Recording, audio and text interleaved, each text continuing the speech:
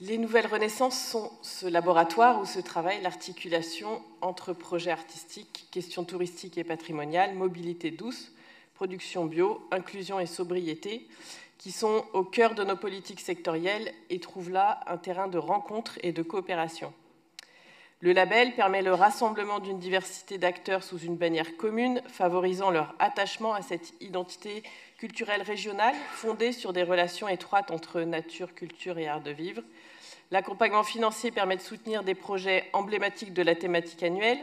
et qui font particulièrement vivre cette coopération intersectorielle en articulation avec d'autres dispositifs, notamment ceux de la Direction de la Culture et du Patrimoine. Et enfin, le Festival Archipel, inauguré cette année et fondé sur le partenariat inédit avec le Centre Pompidou, a commencé à révéler toutes les richesses de la création artistique contemporaine et vivante de notre territoire, en dialogue avec l'histoire de cette création sur ce même territoire. Et ce festival, au vu de son succès, sera reconduit et élargi en 2024, avec notamment la volonté de s'adresser aussi au public scolaire,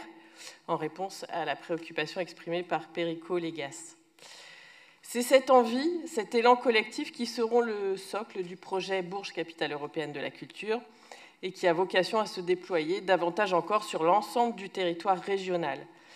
Donc, dans la perspective de l'année 2028, il nous faut continuer à essaimer cette dynamique dans tous les départements, au-delà de l'axe ligérien, jusqu'aux marges de notre région et notamment dans le Cher, mais aussi en Europe.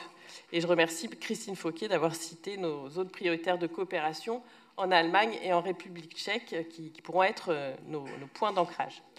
Un mot de la thématique 2024, effervescence. Ce sont donc nos 5 sens qui seront mobilisés. En premier lieu, le goût, à travers la mise à l'honneur de la gastronomie, alors que notre région sera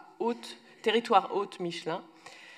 La cérémonie de remise des étoiles est l'occasion de reconnaître et mettre en lumière les savoir-faire de chefs talentueux, mais son accueil sur notre territoire, et ça a été dit aussi, devra en effet veiller à ce qu'il profite bien à toute la diversité d'acteurs qui contribuent à une alimentation et une restauration durable et de qualité, comme évoqué par ma collègue Magali Sautreuil. Ce devra également être l'occasion de se rassembler lors de moments conviviaux, festifs, autour d'une proposition artistique et de permettre la découverte de lieux de création, d'exposition, de spectacles qui pourront accueillir ces événements.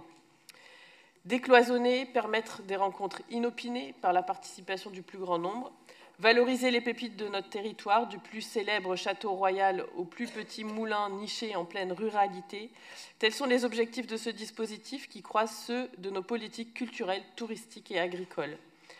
Si certains ont pu douter de la capacité du dispositif à se renouveler, nous pouvons désormais affirmer qu'il fédère et crée du commun, qu'il permet chaque année d'aller plus loin dans l'interconnaissance et la mise en réseau, et qu'il sait, par son ambition sans cesse réaffirmée, mettre en valeur notre territoire dans toute sa diversité, construire son identité en mettant au cœur de son histoire et son patrimoine, sa nature et ses paysages, sa culture partagée et ses artistes, et en rendant fiers ses habitants qui en deviennent alors les meilleurs ambassadeurs.